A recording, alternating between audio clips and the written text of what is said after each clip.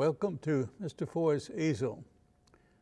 This program is going to be something of what we call a review. I want to go back to some of what I call the basics or the ABCs of cartoon humor. You may recall, those of you who've been with the program for quite a while, that we started out trying to emphasize the importance of circles and learning how to draw the basic cartoon face, which anybody can do. And of course, the circle doesn't have to be a complete circle. This is certainly not one, but we'll call them circles anyway. You may also recall that my advice to those of you who are beginning to pick up cartooning, especially cartoon faces, use a pencil first, because if you make a mistake, then you can erase the lines that are wrong before you complete the picture.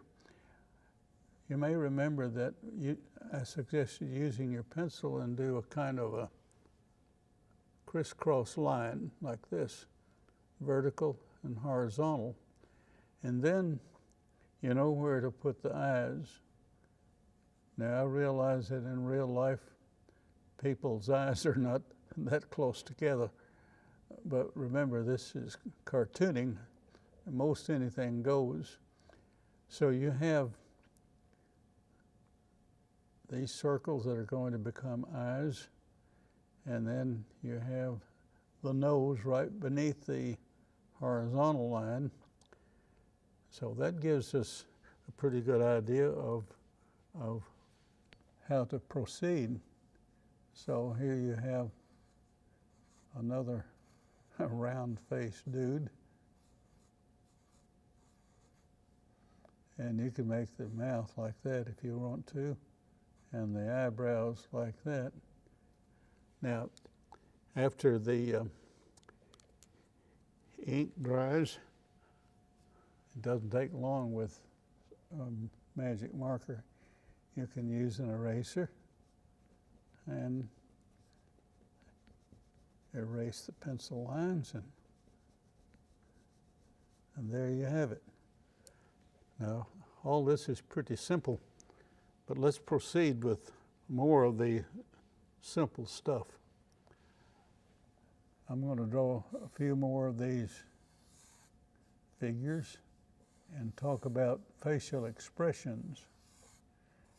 As you can tell, we have a rather pleasant expression on figure number 1 and a rather disgruntled expression here. Let's see what other expressions we can come up with. Still using the basic formula of the big eyes and round nose. Here we have an expression of surprise or possibly fear. And over here we'll have an expression of what we might call fatigue or boredom. And this happens to be a female cartoon character. Maybe she's just bored with the TV show or whatever. Looking at another one or two, this fella here may be a little nauseous or a little nervous or something. I'm not sure just exactly what that is. Now, here's one that I would call suspicion. Notice that I didn't use the circles. I mean, I didn't use the circles for the eyes and the nose. So even with this simple array of faces, you get quite a bit of variety. Now, looking toward further variety and perhaps more detail, we'll get some more circles going here.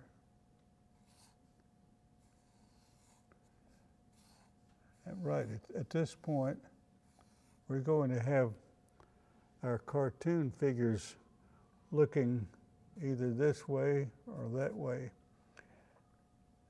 And on a side view in cartoons, more often than not, you only see one eye and one ear. Everything else is about the same.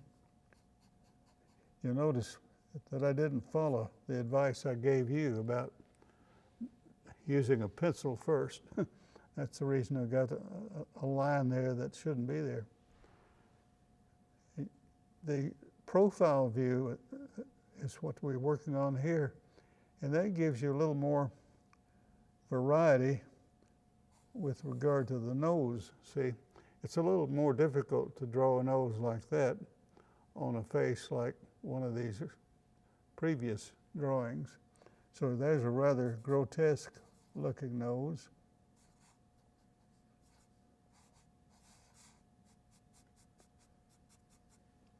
And I'm going to have this person looking out like that.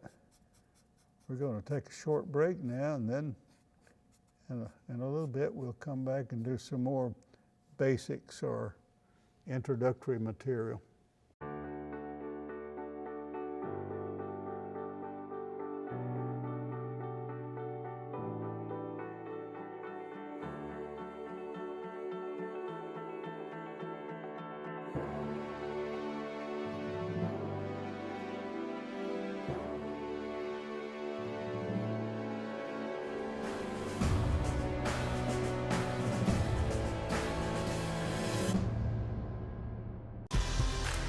Home security is now available through Conway Corp.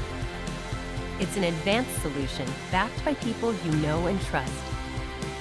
Customize your system with motion detectors, sensors, light controls, and more, all managed from your wireless touchscreen or mobile phone. It's an easy way to protect the things that matter and the ones who matter most. It's safety for you, powered by Conway Corp. All right, we're back for more of the same, except with some variations and more detail, as I told you earlier. I'm going to follow my advice here and do a pencil. Notice I'm making the shape of the face a little bit more varied. Looks more like a potato than a circle. And here's one like that. Others are about what I've been doing. And I'm going to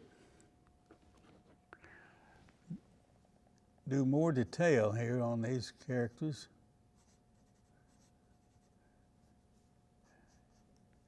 Give more wrinkles and maybe a slightly different tilt of the head. I'm going to give some hair. Most of the guys on the top row don't have any hair, or not very much. I see that it is going up from kindergarten into first grade here. More detail, greater variety. Even the ears can be different. They don't all have to look like just little round things. Here's I won't call them vampire ears, but that comes pretty close. And here's you don't always have to do circles. It's good to start out that way, or not big circles anyway. So here you have a guy, he's got some hair, and he's got a little more chin than what I gave to all the characters on the top row. And sometimes the eyes, you can use circles and do a lot of lines around them. I don't know what this fellow's problem is, but he looks like he could use a cap on his head, doesn't he? Then you may have noticed it in a lot of cartoon strips. The eyes are just little dots like that.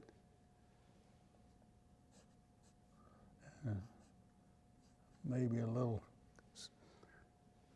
some lines down under. Still use eyebrows, though. Eyebrows are important in denoting expressions or attitudes. And coming back to headgear, sometimes in creating a character, I start out with some weird looking hat, and then I make a face down under it. Looks like the beginning of a snowman, but it's not.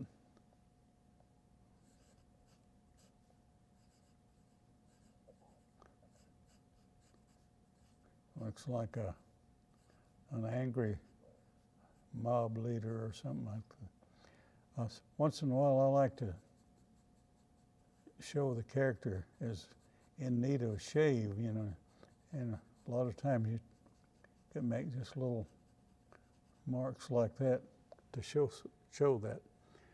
You may have noticed when I first started out that the characters are neither looking straight out at us nor in a profile position. What they are, if we want to get back to my original advice, it's kind of a 3/4 like that. You see, you have the person kind of looking off to the side, and I'll complete this and you'll see a bit more clearly what I'm talking about.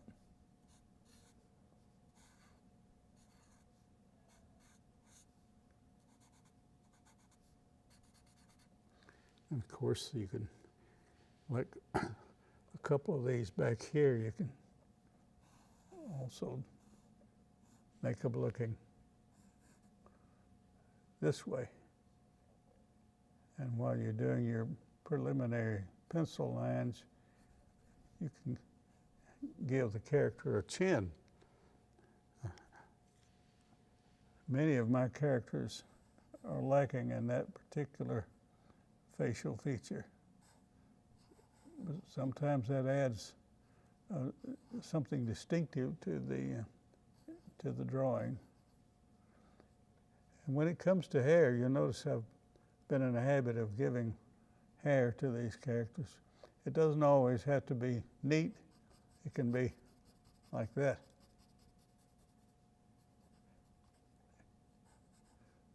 Here's a character who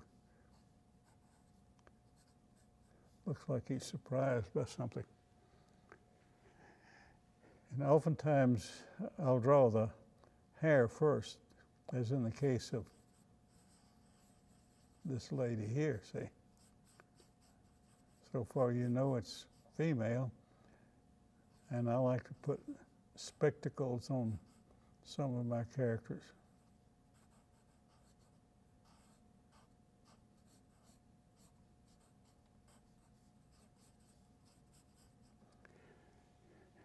You may recall that in my introductory programs, I pointed out that some of the advice that I've reviewed here in this program would apply to animal characters as well as human characters.